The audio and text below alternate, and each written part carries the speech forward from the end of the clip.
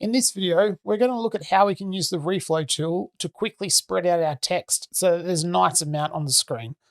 Let's get started. So once we're in Propresenter, if I was going to add a new slide to this presentation, and I add one in here, now sometimes what you'll do is you might add lots of text in. Now you can see there that that is a lot of text. Now this is a little bit of an exaggeration, but that is okay. Instead of spending time sitting here and copying and pasting it to new slides, what I can do is go show. Not all of the text fits on my screen. So there's my normal congregation sort of screen. I can use the Reflow tool. So if I go to Reflow, it will show me all of my slides here on the right, and it will also show me all the slides and what's on them on the left here. Now, if I click on this slide, we'll highlight that, and I know it's on this slide. If I click on this slide, it goes to the start of that slide.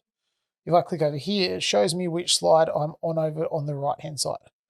So what I want is I want these 4 paragraphs on different slides. So all I'm going to do is I'm going to click where I want my next slide to start and click Insert Slide Break. Done.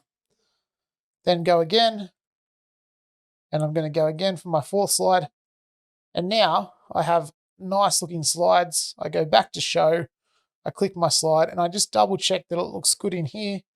And that's a much nicer amount of text. So that is how you can quickly and easily reflow your text so that your slides are easy to read. Thanks for watching this fast Propresenter 7 tutorial. Don't forget that if you found this confusing or you'd like more information, our longer tutorials can be found on our YouTube channel.